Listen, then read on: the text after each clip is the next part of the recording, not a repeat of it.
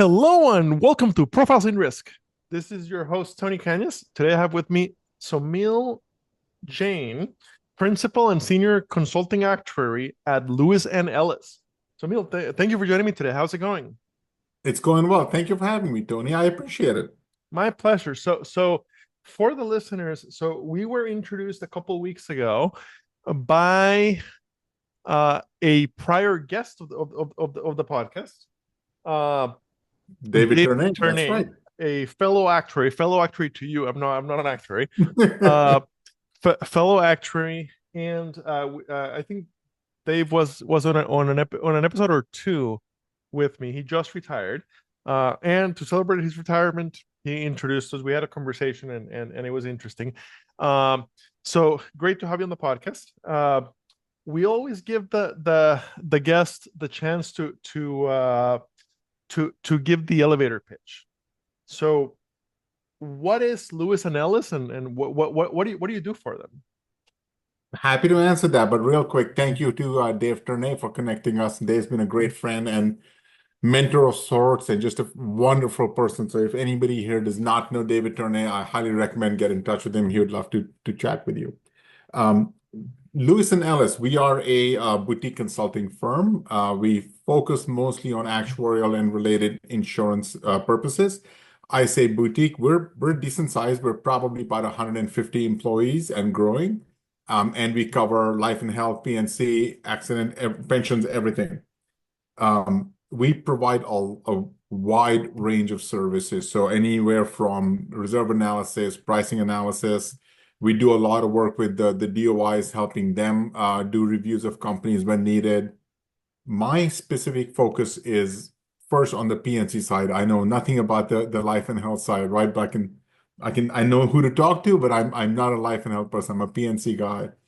And I have done a little bit of everything. So I've been around for 25 years in the industry, done pricing, reserving, predictive modeling, cat modeling, a lot of new program creation. I've held chief actuary roles at startups. I've helped MGAs go from zero to one. So I've kind of done a little bit of a lot of things, and I've loved it, especially the last 5 or 10 years, where a lot of my focus has been around helping create new MGAs. So there's a lot of wonderful, wonderful people in the world, and they'll have a great idea and they want to bring that to life. And they think the solution is as an insurance product, but they're not insurance people. So that's typically where I'll partner with them and kind of give rise to something new.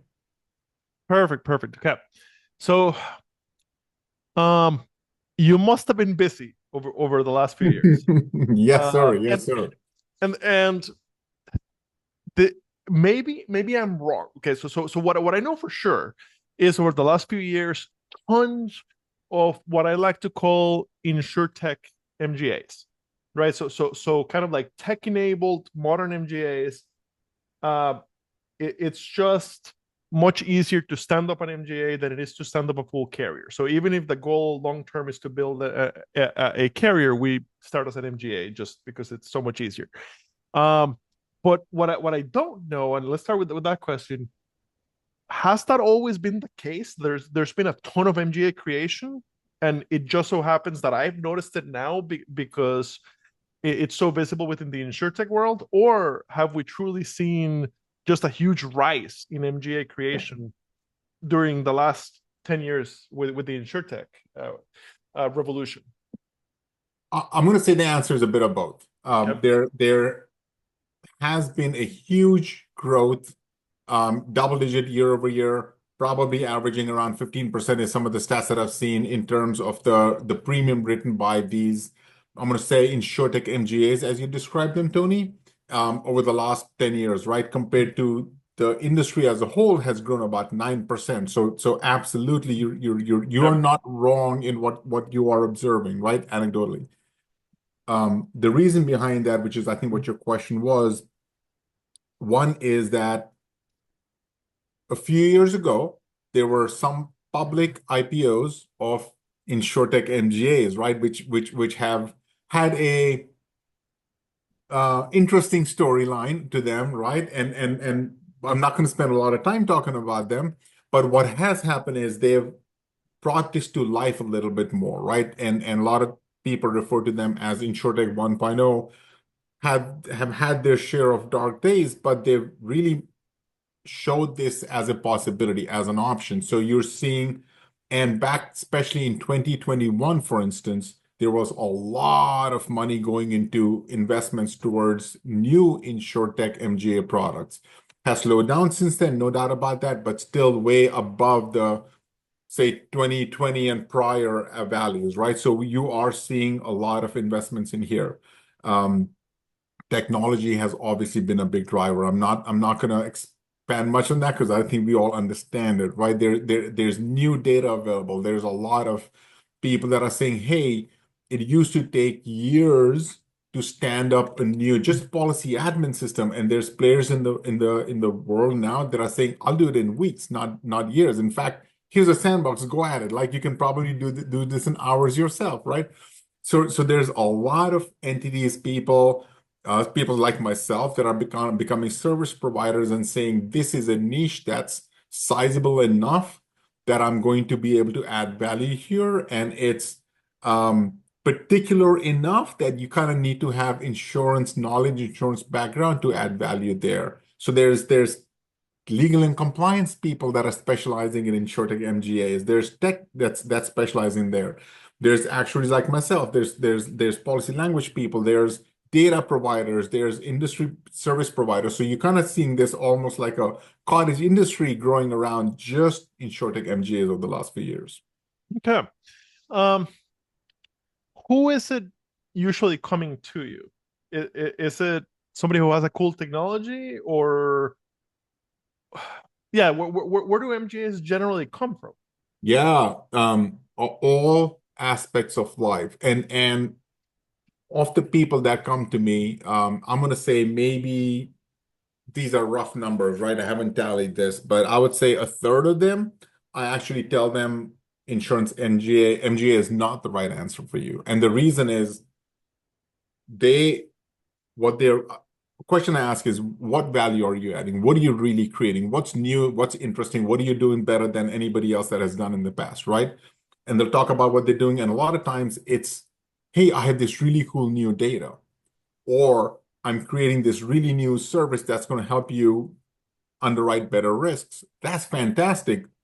You're going to make more money as a data provider or as a SaaS provider. You don't need to be an MGA in that case, right? It's tough to become an MGA. You have to go through a lot of regulation. You have to go through a lot of work to get there. And your honestly, your margins are not going to be that great versus if you just become a data or a SaaS provider, you can be up and running in a few weeks, maybe sometimes, right? Do that instead. So a lot of people, I'll actually tell them that's not the right path for you. There's maybe another third that are not ready yet. They have an idea, but once I ask them enough questions, it turns out they haven't figured some of the things yet. Like they want to disrupt, they have an idea, they haven't quite figured out how are they going to get the edge, how are they going to avoid some adverse selection or moral hazard problems. They want to provide a solution. There's a pain point, right? But they haven't, they'll either not be able to sell, or if they are trying to make it very favorable, they're not going to make money, and those are not great places to be, right? So those, I'm like, work on it a little bit more. Here are some specific things I want you to go back and think about. And then there's that smaller bucket, right? Maybe a third that have really thought it through, or have thought it through enough that I can take it from there and I can help them. They really are going to be better off as an MGA as opposed to a SaaS or a data provider. They have a path to profitability. The unit economics are good, or I can help them get there.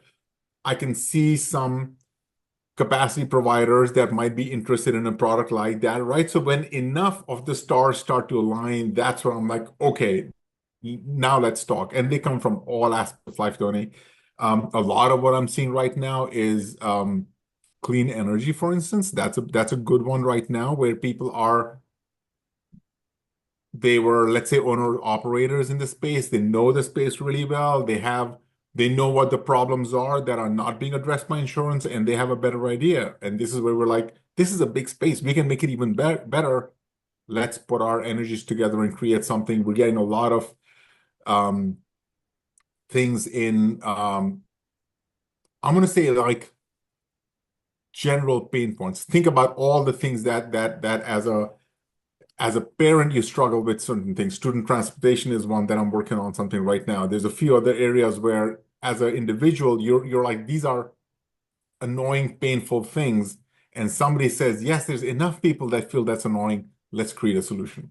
So it tends to be somebody that deeply understands the business that they're Yep. trying to underwrite. And I Uh, like that. I want them to have okay. put that level of thought into it, right? Because Mhm. because you're going to get kind of kicked around quite a bit from a lot of different people, investors, carriers, right? Regulators. You want to make sure you can really say, articulate clearly, here's what the pain point is, here's how we're going to solve this. Okay. Okay. So so so there's a business I really understand. Uh, I have good ideas as to how I'm going to underwrite it better and or sell it more efficiently than is currently being done. Um,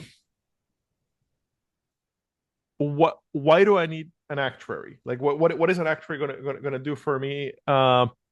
Why do I need an actuary? Yeah. So um, the way the way to think about it is typically in an insurance product, there is a very key term called loss ratio.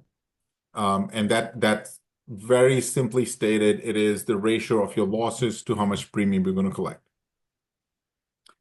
It varies, all that specific number varies a lot by line to line, by specific product, by geography, so many different variables, right?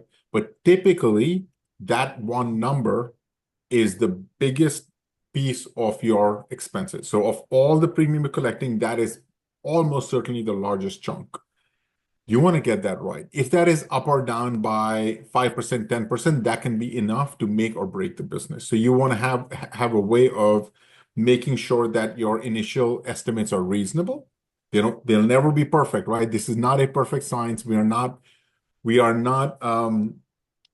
you know, future tellers, and we're going to get it wrong, but you want to make sure that there's enough substance behind it that when you bring it to investors, when you bring it to capacity providers in particular, perhaps even more so than investors, you can have a real conversation around here's why I think the loss ratio is going to be, I'm going to pick a number here. Here's why I think the loss ratio is going to be 50%.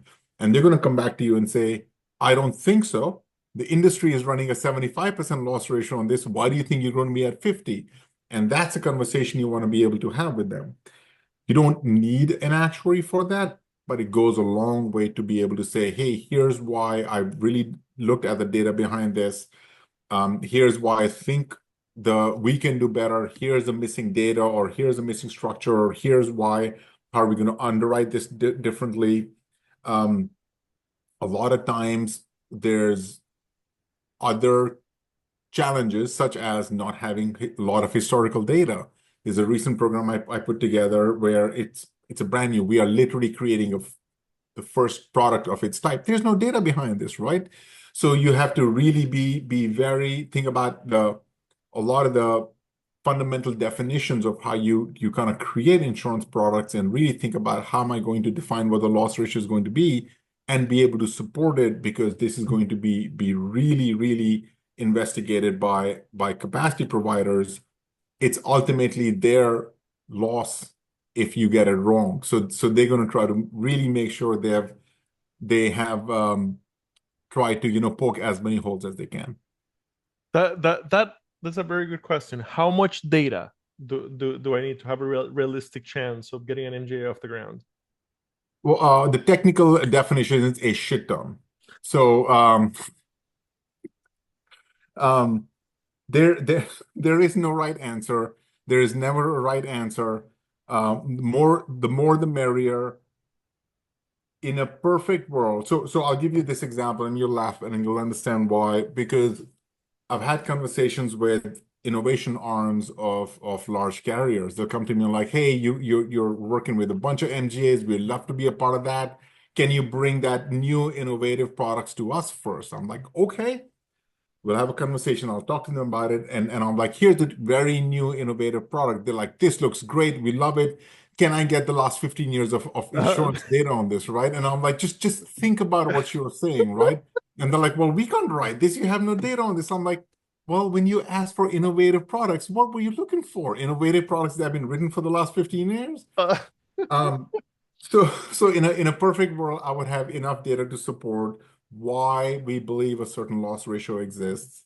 In a real world, we are working with adjacent data a lot. So we are okay, looking so a lot of for proxies. yes, a lot Yeah. of proxies, right? And that's I believe where I'm going to say a creative actuary's role come in, right? And Mhm. creative, not in the sense that like I'm not being a creative accountant. There's no funny math going on here, right? That's not the goal here.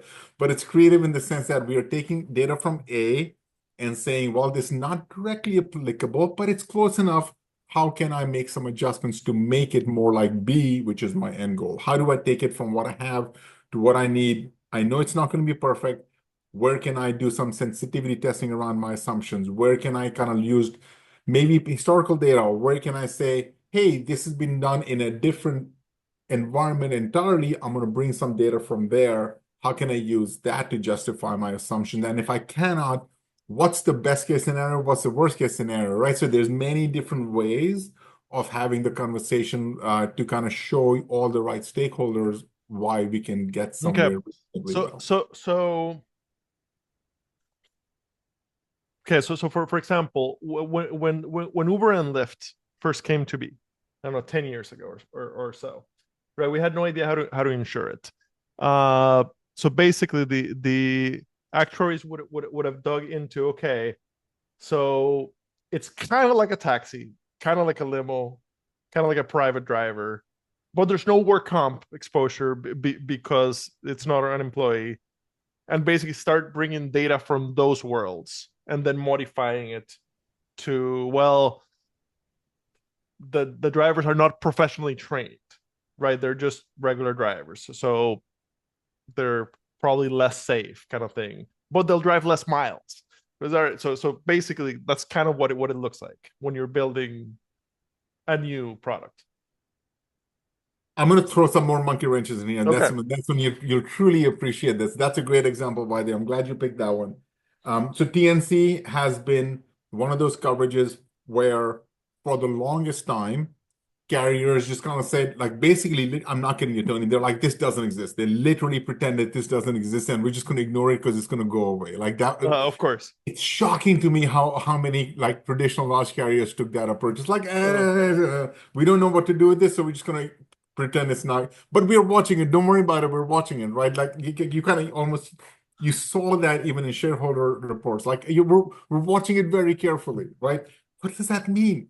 So then you started getting this second wave, which was oh crap, we're seeing some losses here, right? Right. So we're like, we can no longer ignore this because we're seeing losses here. Then there came this third wave, which was an extreme knee-jerk reaction. We're just going to exclude it. So every new policy that was written from that point onwards, they just excluded all TNC coverage, right? And then you started seeing on the flip side, this is a great example. This is where some of the people like me or some of the NGOs I work with started coming around and saying, like, wait a second, this is real exposure.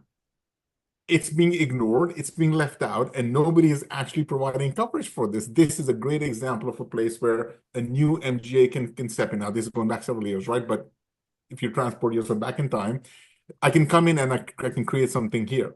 So there's people that started kind of creating a very tailored TNC solution. The problem with that was you now have what's considered personal lines drivers. These are meant for pleasure use that are being used for a business purpose. So it kind of throws off all your standard policy form language coverage. Like that's all out the window. So you kind of mhm. have to kind of work with it, but manuscript some language there. There's also this thing where, well, what about the Lyfts and Ubers of the world? Are they providing their own coverage? And the answer was yes, no, maybe. It was very, very confusing where they kind of were providing coverage, but not really. And it was limited, but in some situations, and in some situations, it was not.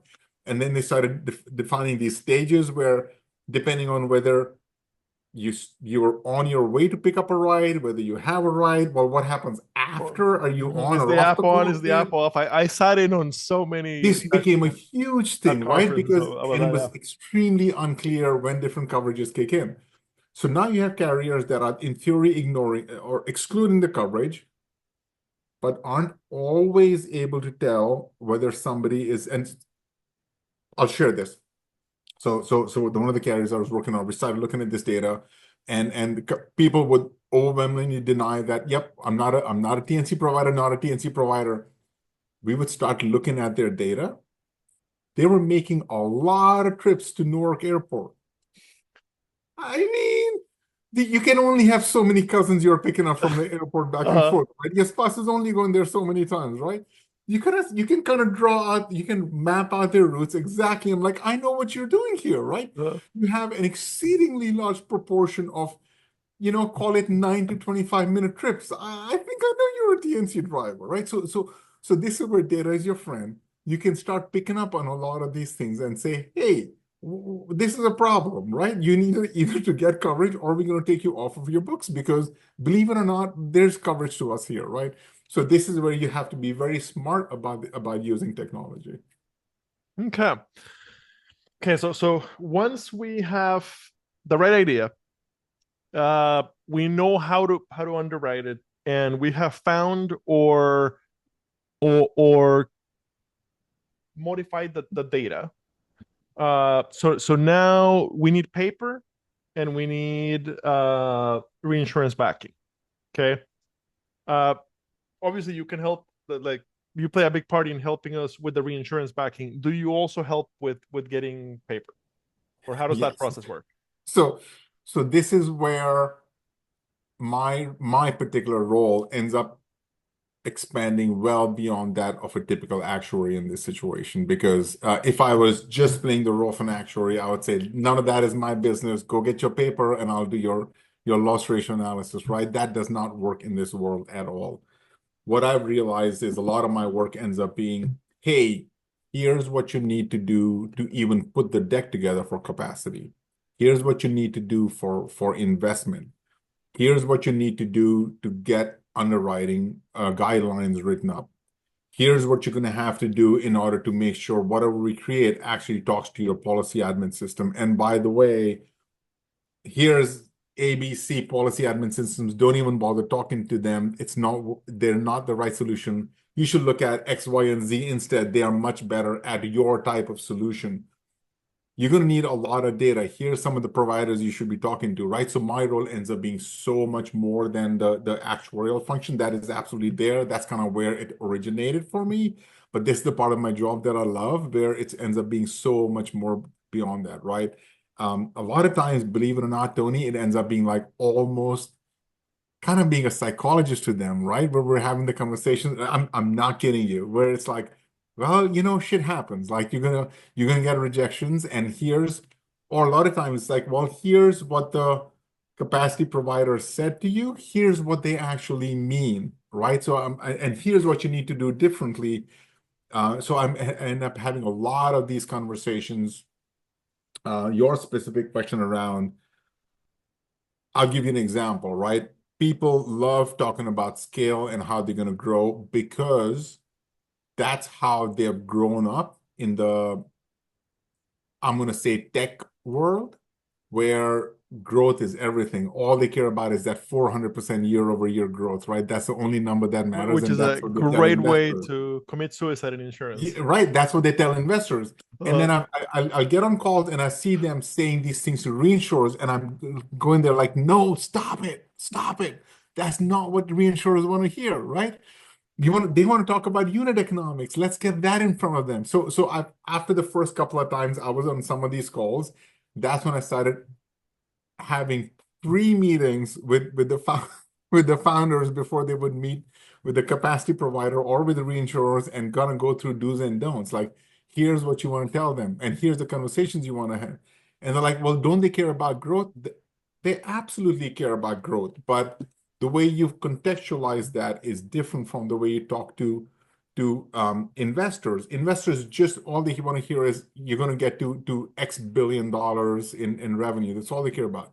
underwriters want to understand, why do you think you can scale in a way that's not compromising your underwriting guidelines? How are you going to get to scale in a way where writing in the US at least, right? It's not one US, it's 54 different jurisdictions. We have to accept that, and they're very different.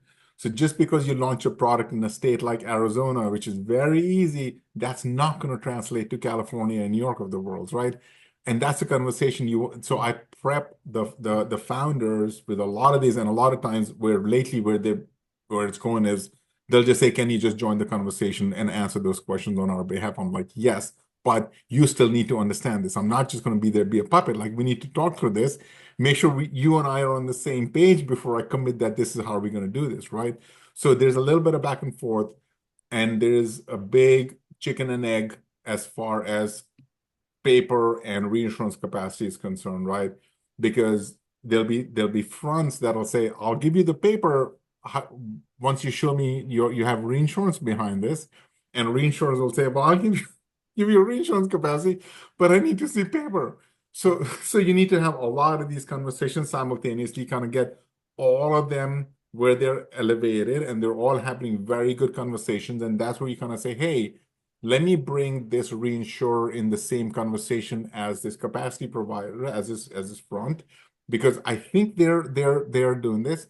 Many times I worked with them in the past, so I know who's going to be willing to work with whom, and I can kind of do a little bit of that matchmaking. I'm not going to pretend to be a broker. That is not me.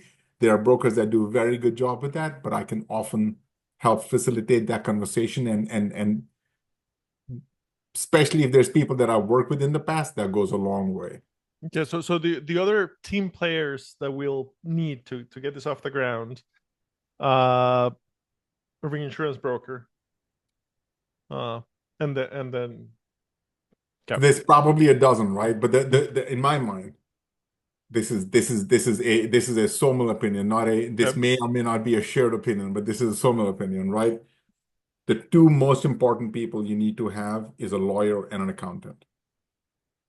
And you need to have two people that are very good at those two things. Everybody else, we can figure it out, right? I can get you brokers, I can get you, right? I can connect you with a lot of different things. I mean, I can connect you with lawyers and accountants also, but those are people that you really need to make sure they are people you can trust, people that because that can make or break down the road things you don't even realize today, right? So that's what I tell people is make sure you're really very, very comfortable with those two entities. But yeah, you're going to need a broker. You're going to need a underwriter to kind of draft out your underwriting guidelines, stand behind them. You're going to need a tech person that's going to make sure that even if you are borrowing a policy admin system or kind of, renting one, which is perfectly legitimate thing to do, you still kind of need a tech person in-house to make sure all the things are going to be connected properly. You're probably going to need a compliance person. You're probably going to need a broker slash license, and that can vary. It can kind of mean so you need a lot of different things. Some of these can be fractional, and I tell founders a lot of that. Like, you don't need to go and hire a team of 20 people on day one. You can grow into it. Let's talk about what are things where you have existing skill sets already in your team. Great, check those boxes. On some of the other ones, let's go and find a fractional resource up until you're able to actually afford a full-time person. okay, okay. Um, how long does it take? So if we come to you with an idea, and let's Yeah. say that things are fairly well aligned, right? We're one of the third where you're like, yes, you're aiming in the right direction. I can definitely help you. How long does it take to launch an MGA? This is a fantastic question, Tony, because people that come from the non-insurance tech world, they think in terms of weeks, right? 6 weeks, I'm going to have an MG off the ground and ready.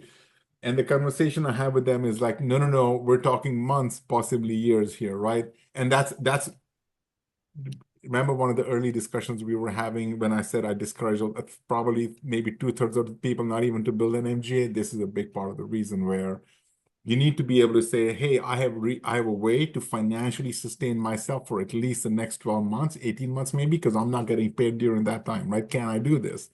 can I support that team? And a lot of times it is having investors that believe in you and believe in what you're building and get that right. So there's ways of getting there, but in reality, you are probably looking at least 9 months. In many instances, close to 18 months. In some instances, I know founders that have been trying to do this it's measured in years, not 2 to 3 years, and still trying to get capacity. This is not easy. It's become more challenging after 2021 for good reason. The industry performance has not been fantastic. I get a lot of people that say, "Hey, I have a great idea. We're going to start writing property coverage in Florida."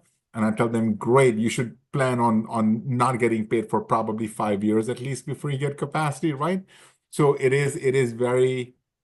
um, it is very much dependent on line of business geography. Are you writing admitted or not admitted? What data or value are you really bringing? How interesting is this, right? How quickly are you going to get investors and as well as really capacity providers to jump on it?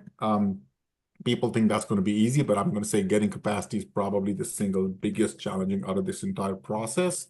So think in months, not weeks. Okay, and capacity definitely got a lot harder with interest rates, Um, for everybody. yeah. But so it's very class specific. I'm sorry, when you say class, could you It's depending on the type of business, line of business? Yeah, line so of business absolutely. specific. There Yeah. there are certain lines that in the industry, if they haven't been running. So I don't want to discourage any people that are doing stuff now. So I'm going to go back by 15 years and use that example, right? So if you go back 15 years, nobody was willing to write workers' comp. It was horrible. The industry loss ratios were running so terribly. And so you could get anybody to write just about everything else, but not comp. Like they're not going to write it. So you get people that are running away from that. And eventually some people started making things right. A lot of states passed legislatures, people started putting in data. They said, hey, why are we using this very informative underwriting data to write GL, but not use that to write workers' comp? Makes no sense. Same thing, right? So this guy started pulling in all this other information. Work comp is running great now. Over the last like 10 years, the loss ratio has very consistently come down over the last 15 years, right? It's okay. It's actually an okay line to write now. So in this environment, you could get some carriers writing comp. You could get other carriers that might say, I'm good with comp generally speaking, but my quota or my percent of business that I want to allocate to that is already full. So talk to me about something else, right? So you kind of get a lot of that. So it may not be, it's a combination of line, it's a combination of that particular provider, because they kind of have very few providers especially at the reinsurance level are going to just be focused on one line. They want a distribution. That's a great benefit, the diversification benefit of insurance. Like that's how you get there. So sometimes it may depend on what their specific book looks like and what are the holes that they are trying to plug. So it's kind of a bit of a matchmaking game. But yes, the lines matter a lot because if the industry is running a very high loss ratio, it's going to be hard to justify how you can suddenly write something that is both profitable and competitive in the market. So you're gonna have to really justify how you're gonna get there. On the other hand, I'm gonna argue against myself here. On the other hand, if you come with a product that's in a line that is running very favorable, it's running super low loss ratios, industry super happy, is there need for you? Like what value are you really adding that's not already been answered by the industry? You're probably going to not have a great distribution option there, right? The need is not there. It's already being settled. So there's no one single answer, but you're going to have to really think about all of those pieces coming together. But I would say the key is how are you differentiating your product from the rest of the market where you believe you can write more profitable business than anybody else? Yeah. So everything goes well. We find paper. We find reinsurance. We have a fantastic accountant and attorney. Uh, we launch the thing, start selling. At what point do you basically say, okay, you need a full-time actuary, you need a chief Yep. actuary. I Yep. am I right like at what point is the time to no longer use a consulting actuary once the thing is off the ground? Yep. So in my experience, that typically starts happening around the 2 year mark. What happens there is before then, they in the very early stages, they typically don't need and can't afford a full-time actuary. So the fractional role works really well. As they start writing business, a lot of times they don't necessarily need me. They need more actuarial analyst type support, and we have that. So I'll just bring in people from my team that kind of provide a lot of those. I guide them. I kind of look over everything, right? So I kind of keep providing that service. And one of the things that happens very regularly is there comes a point where people are like, "Hey, can you just come work for me full time?" And I'm like, "No, I will not. But I'll help you hire a full time actuary, right?" And I think that's right. So I know I've been doing this for 25 years. I know a lot of people in the industry, and a lot of times I'm like, hey, I know a person who is a great actuary and maybe not very happy at their current role. Maybe you should have a conversation with them, right? So I can kind of help sometimes people find the right person, and I keep still providing support because they may need, let's say, for the at the next time they're having a renewal with the for capacity, right? Maybe that's a place where I jump in, or sometimes they just need additional support, or sometimes it's great, but hey, can you kind of come fill in the blank spaces when we need? Can you review this actuary's work? So I have a lot of those arrangements that are set it out. I created the initial product, we get it out the door and great, and then instead of kind of joining the team, I like my job, I'm going to keep doing what I'm doing. I help them find the right person. I help them employ a full-time actuary and keep supporting them any way I can. Typically, that's in the 1.5, 2-ish year mark. Yeah. Um, so this is, I guess, more of a career slash personality question, but what is it that keeps you on the consulting side instead of joining one of the MJs you helped launch? Corporate bullshit. Do you need, They get big enough, they if become you hard. need to edit this out, feel free to edit this out. No, no, But no, no. Not on our side. We're good. I have, I'm not going to name names because I know that you're gonna broadcast this, but Uh, I've been at both big and small carriers, MGAs, name it, where there's just corporate BS stuff, man. And I don't that's not me. I don't deal with that. I am an independent thinker. I don't kiss ass. I just don't do stuff like that, and I get sick of it. And I've come to that realization. I used to hate consultants. I would not. I'm telling you, Tony. We there are times that for whatever reason the companies would say, "Hey, we can bring this in," and very often my personal view as the consultants are it's just fluff, and they're not adding value, right? uh-huh. And that was my view for the longest time. So when I even considered this role, that was in my mind a very important aspect that I will have to bring to the table is, am I adding value? If I'm not adding value, I don't belong at the table. So I want to make sure I'm always adding value. um, I love getting involved in new creative projects. I love problem solving, so when I come across these really challenging situations, I love it, right? That's I can create the same stuff that I've done for the last 25 years. Sure. Okay, that's done it, been there, right? Not super exciting, but when I find a real challenge, that's when I'm like, yeah, roll up your sleeves, let's go. Um, and in my experience, and I tell this to a lot of my clients, like if you get to a point where you think I'm no longer adding value, let me know. I'll step away. You don't need me, move on. I'm happy to support, but if you feel I'm not adding value or not the value that is perceived, let me know and I'm gonna walk away. Oh, that is a very good question. Contract wise, so when we engage you, Yeah, are we committing to X amount of time, X amount of hours, or what does the contract look like? it depends. I try to be flexible and some people, the most typical form for is just an hourly contract. Easiest, use me as you need me, and sometimes it's me, sometimes if it's market research, if it's digging into stuff, sometimes even if it's building models, I can use more efficient actuarial analysts, right? And they can it'll reduce the overall cost to the client quite a bit. So I do that. I still look over. Obviously, I'm going to make sure everything is it's all I own, like it's all my work product in the end, right? I'm not going to point to somebody and say, well, they did it. No, no, no. I still own it, right? So I'm responsible for it. But I can typically make it cheaper.